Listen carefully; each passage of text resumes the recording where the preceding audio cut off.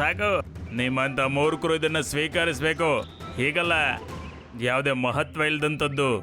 ಈಗಂತೂ ನಾನು ದಿನ ಬರ್ತೀನಿ, ಮತ್ತೆ ಒಂದೊಂದು ಪಕ್ಷಿಯ ಮೊಟ್ಟೆ ಮತ್ತೆ ಪಕ್ಷಿಗಳನ್ನ ಖಂಡಿತ ತಿಂತೀನಿ.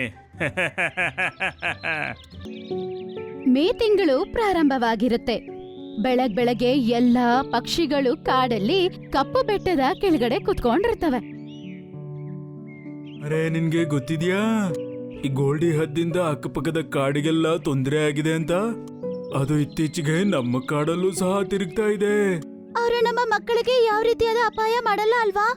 ಅವರೆಲ್ಲರೂ ಈ ತರ ಮಾತಾಡ್ತಾ ಇರ್ತಾರೆ. ಆಗ ಅವರು ಹದ್ದನ್ನು ನೋಡ್ತಾರೆ. ಹೊಳಗಳಲ್ಲಿ ಬೀಜ ಬಿತ್ತುತ್ತಿತ್ತು.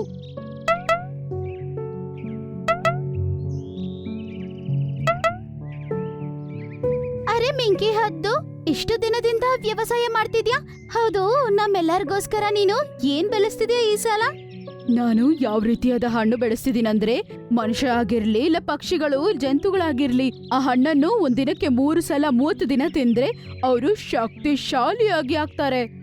ಅರೆ ವಾ, ಹಾಗಾದ್ರೆ ಇದು ನಮ್ಗೆಲ್ಲರಿಗೂ ತುಂಬಾ ಉಪಯೋಗ ಆಗತ್ತೆ ಅಲ್ವಾ? ಅದಕ್ಕೆ ತೋಟ ಅಂದ್ರೆ ತುಂಬಾನೇ ಇಷ್ಟ ಆಗ್ತಿತ್ತು. ಅದು ತುಂಬಾನೇ ಕಷ್ಟಪಟ್ಟು ವ್ಯವಸಾಯ ಮಾಡ್ತಾ ಇತ್ತು.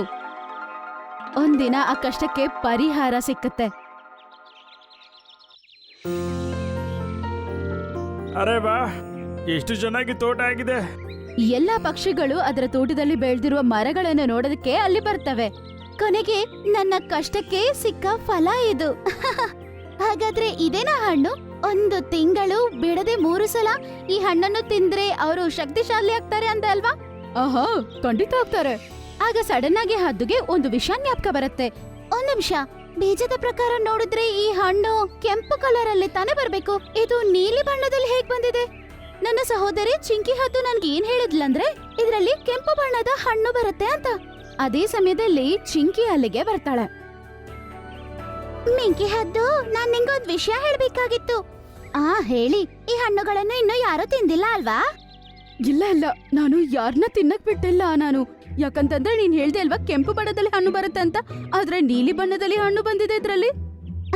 ಅದೇ ವಿಷಯ ನಿಂಗೆ ಹೇಳಕ್ ಬಂದೆ. ಅಂದ್ರೆ ಒಂದ್ ಮುಖ್ಯವಾದ ವಿಷಯ ನಿಂಗೆ ಹೇಳಕ್ಕೆ ನಾನ್ ಮರ್ತಿದ್ದೆ. ಈ ಹಣ್ಣು ಬಿಟ್ಟಾಗ ಮಾತ್ರ ಇದು ನೀಲಿ ಬಣ್ಣದಲ್ಲಿ ಇರುತ್ತೆ. 2 ತಿಂಗಳು ಇದು ನೀಲಿ ಬಣ್ಣದಲ್ಲೇ ಇರುತ್ತೆ. ಅದಕ್ಕೆ ಈ ಸಮಯದಲ್ಲಿ ಯಾರು ಇದನ್ನ 1 ತಿಂಗಳು ತಿಂದ್ಬಿಡ್ಬಾರ್ದು. ತಿಂದ್ರೆ ಅವರು ಅನಾರೋಗ್ಯ ಆಗ್ಬಿಡ್ತಾರೆ. ಆದ್ರೆ ಇದು ಹಣ್ಣಾದ ನಂತರ ಅದು 2 ತಿಂಗಳಾಗತ್ತಲ್ವಾ, ಅದ್ರ ನಂತರ ತಿಂದ್ರೆ ಎಲ್ಲಾರ್ಗು 4ರಷ್ಟು ಶಕ್ತಿ ಬರುತ್ತೆ ಅವ್ರಿಗೆ. ಗೊತ್ತಾಯ್ತಾ? ಒಳ್ಳೇದಾಯ್ತು, ಸರಿಯಾದ ಸಮಯಕ್ಕೆ ಬಂದೆ. ಈಗ ನಾನು 2 ತಿಂಗಳು ರಜೆ ತಗೋತೀನಿ. ನಾನು ನಿನ್ ಜೊತೆಗೆ ಬರ್ತೀನಿ. ನಾನು ನಿನ್ ಜೊತೆ ಊರಲ್ಲೇ ಇರ್ತೀನಿ. ಸರಿ ಸರಿ ಬಾ. ಹಂಗಂತ ಹೇಳಿ ಮಿಂಕಿ ಹದ್ದು ಬೇರೆ ಎಲ್ಲಾ ಪಕ್ಷಿಗಳಿಗೂ ಹೇಳತ್ತೆ, ಪಕ್ಷಿಗಳೇ, ನೀವು ಭದ್ರವಾಗಿರಿ. ನೋಡಿ, ಬೇರೆ ಯಾವ ಜಂತು ಅಥವಾ ಯಾವ ಪಕ್ಷಿನೂ ಅದನ್ನ ತಿಂದೇ ಇರೋ ತರ ನೋಡ್ಕೊಳ್ಳಿ. ಎಲ್ಲರೂ ಇದ್ರ ಬಗ್ಗೆ ಚೆನ್ನಾಗಿ ಜ್ಞಾಪಕ ಇಟ್ಕೊಳ್ಳಿ. ಖಂಡಿತ ಮಿಂಕಿ ಹದ್ದು.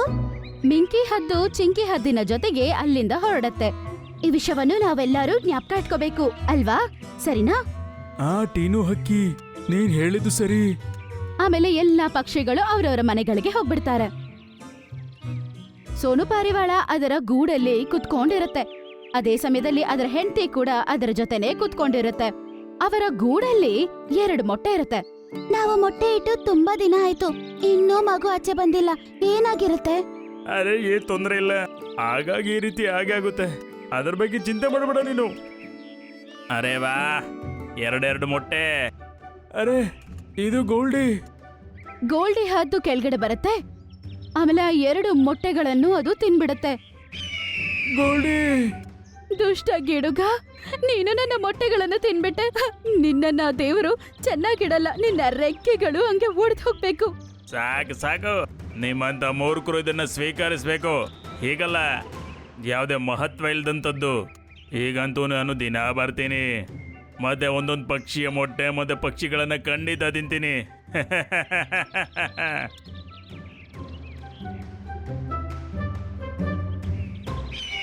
ಅದರ ನಂತರ ಎಲ್ಲಾ ಪಕ್ಷಿಗಳು ಈ ಪಾರಿವಾಳಗಳನ್ನ ನೋಡಿ ಪಾಪ ತುಂಬಾನೇ ಬೇಜಾರ್ ಪಡ್ತವೆ. ನನಗಂತೂ ಮುಂಚೆನೆ ಗೋಲ್ಡಿ ಬಗ್ಗೆ ಚೆನ್ನಾಗಿ ಗೊತ್ತಿತ್ತು. ಹೀಗ್ ನೋಡಿದ್ರೆ ಇವನ ದೃಷ್ಟಿ ಈಗ ನಮ್ಮ ಕಾಡಿನ ಮೇಲೆ ಬಿದ್ದಿದೆ. ಈಗ ನಾವ್ ಇದರಿಂದ ಹೆಂಗ್ ತಪ್ಪಿಸ್ಕೊಳ್ಳೋದು?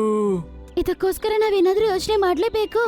ಪಕ್ಷಿಗಳೆಲ್ಲ ತುಂಬಾನೇ ಬೇಜಾರಾಗಿರ್ತವೆ. ಟೀನು ಪಕ್ಷಿ ಕೂಡ ತುಂಬಾ ಬೇಜಾರಾಗಿರತ್ತೆ. ಈ ಒಂದು ಸಮಸ್ಯೆಯಿಂದ ಹೆಂಗ್ ತಪ್ಸ್ಕೊಳ್ಳೋದು ಅಂತ ತುಂಬಾ ಹೊತ್ತು ಯೋಚನೆ ಮಾಡತ್ತೆ. ಆಗ ಸಡನ್ ಆಗಿ ಅದಕ್ಕೊಂದು ಐಡಿಯಾ ಬರುತ್ತೆ. ಎಲ್ಲರೂ ನನ್ನ ಮಾತನ್ನು ಗಮನ ಇಟ್ಟು ಕೇಳಿ. ಅದು ಪಕ್ಷಿಗಳಿಗೆ ಏನ್ ಹೇಳುತ್ತೋ ಏನೋ ಗೊತ್ತಿಲ್ಲ, ಆದ್ರೆ ಎಲ್ಲಾ ಪಕ್ಷಿಗಳು ಒಬ್ಬರ ಮುಖ ಒಬ್ಬರು ನೋಡ್ಕೋತಾರೆ.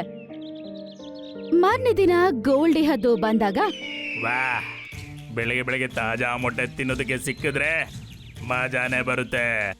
ಈ ಪಕ್ಷಿಗಳು ನನ್ನ ರಾಜ ಅಂತ ಒಪ್ಕೊಳ್ಳೋದಕ್ಕೆ ತಯಾರೇ ಇಲ್ಲ. ಅಲ್ಲಿವರೆಗೂ ಬಲವಂತದಿಂದನೇ ನನ್ನ ಕೆಲಸ ನಡೆಸಬೇಕಾಗುತ್ತೆ. ಅದು ಮೇಲೆಯಿಂದ ಎಲ್ಲಾರನ್ನ ಗಮನಿಸ್ತಾನೆ ಬರ್ತಾ ಇರುತ್ತೆ. ಆಗ ಟೀನು ಮೇನಾ ಹತ್ರ ಹೇಳ್ತಿರತ್ತೆ. ಇಬ್ರು ನೀಲಿ ಬಣ್ಣದ ಹಣ್ಣಿನ ಬಗ್ಗೆ ಮಾತಾಡ್ಕೊತಾ ಇರ್ತಾರೆ. ಅರೇನೇನು ಗೊತ್ತಾ, ನಾವೆಲ್ಲರೂ ಸೇರಿ ಆ ಗೋಲ್ಡಿ ಗಿಡಗವನ್ನು ಸಾಯಿಸಲೇಬೇಕು. ಏನಂದ್ರೆ ಗೋಲ್ಡಿ ಗಿಡಗವನ್ನು ಸಾಯಿಸೋದಾ? ಇದೇನು ನನ್ನ ಮುಗಿಸೋದ್ರ ಪ್ಲಾನಿಂಗ್? ಅದು ದೂರದಲ್ಲಿ ಒಂದು ಮರದ ಮೇಲೆ ಕುತ್ಕೊಂಡು ಅವ್ರ ಮಾತನ್ನ ಕೇಳ್ತಾ ಇರತ್ತೆ. ಆ ದುಷ್ಟನಾದ ಗೋಲ್ಡಿ ಗಿಡುಗನನ್ನು ಹೆಂಗ್ ಸಾಯಿಸಕ್ಕಾಗತ್ತೆ? ಅವನು ತುಂಬಾನೇ ಶಕ್ತಿಶಾಲಿ. ಆ ವಿಷಯ ಎಲ್ಲಾರ್ಗೂ ಗೊತ್ತಿದೆ. ಆದ್ರೆ ನೀನ್ ಈ ಹಣ್ಣು ನೋಡ್ತಿದ್ಯಲ್ವಾ, ಅದು ಸಾಧಾರಣವಾದ ಹಣ್ಣಲ್ಲ. ಸಾಧಾರಣವಾದ ಹಣ್ಣಲ್ಲ ಅಂದ್ರೆ ಯಾವ್ದಾದ್ರೂ ಜಂತು ಅಥವಾ ಪಕ್ಷಿ ಈ 4 ಹಣ್ಣುಗಳನ್ನು ಬಿಡದೆ 1 ತಿಂಗಳು ತಿಂತಾ ಬಂದ್ರೆ ಅವರು ಎಲ್ಲದಕ್ಕಿಂತ ಶಕ್ತಿಶಾಲಿ ಆಗ್ತಾರೆ.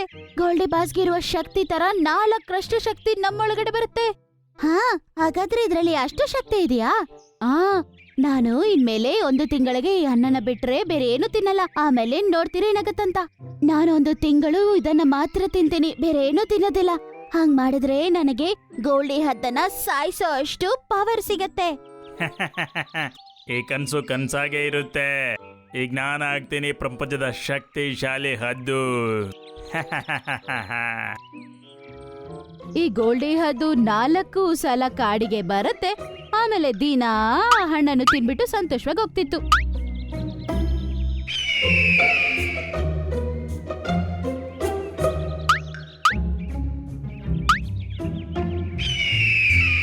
ಈ ರೀತಿ 30 ದಿನ ಆಗ್ಬಿಡುತ್ತೆ. ಪ್ರೀತಿಯ ಪಕ್ಷಿಗಳೇ ಬನ್ನಿ.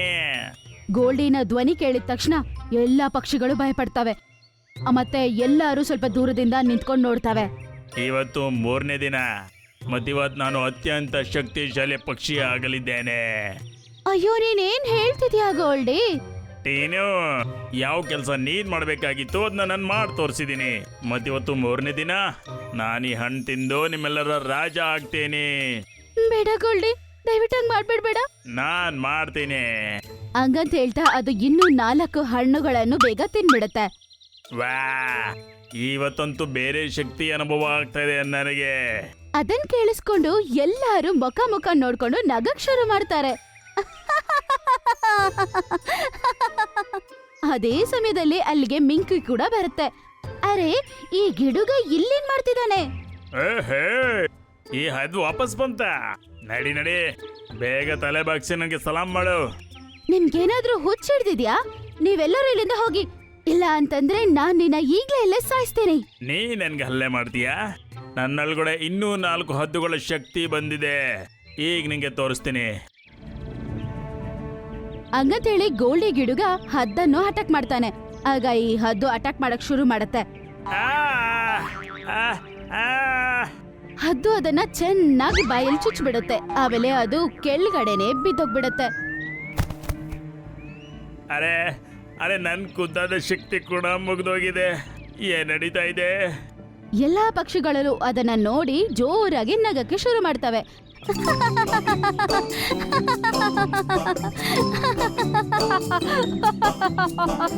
ಏನು ನೀನ್ ಹೇಳ್ತಾ ಇದೆ ಹಣ್ಣು ತಿನ್ನೋದ್ರಿಂದ ಶಕ್ತಿ ಹೆಚ್ಚಾಗುತ್ತಂತ? ಆದ್ರೆ ನಂದೆಲ್ಲ ಮುಗ್ದೋಗಿದೆ. ಅಯ್ಯೋ ಗೋಲ್ಡಿ ಗಿಡುಗ, ಈ ಹಣ್ಣನ್ನು ತಿಂದ್ರೆ ಶಕ್ತಿ ಅಲ್ಲ, ನೀನು ಅನಾರೋಗ್ಯ ಆಗ್ಬಿಡ್ತೀಯ. ಅದೇ ನೀನ್ ಅನ್ಕೊಂಡೆ ಅಲ್ವಾ, ನೀನು ಬಚ್ಚಿಟ್ಕೊಂಡು ಕೇಳಿಸ್ಕೊಂಡೆ ಅಂತ. ಅದನ್ನ ನಾವೇ ನಿನ್ ಕೇಳಿಸ್ಬೇಕಂತ ಮಾತಾಡ್ಕೊಡ್ವಿ. 1 ತಿಂಗಳು ನೀನು ಈ ಹಣ್ಣುಗಳನ್ನ ತಿಂತಿರ್ತೀಯ. ಅದೇ ಸಮಯದಲ್ಲಿ ನಾವು, ನಮ್ಮ ಮಕ್ಕಳು, ಮೊಟ್ಟೆಗಳು ಸುರಕ್ಷಿತವಾಗಿರ್ತೀವಿ. ಆಗ ನೀನು ಅನಾರೋಗ್ಯ ಆಗ್ತೀಯ. ಅದನ್ನ ಕೇಳಿಸ್ಕೊಂಡು ಗೋಲ್ಡಿಗೆ ತುಂಬಾ ಆಶ್ಚರ್ಯ ಆಗ್ಬಿಡುತ್ತೆ.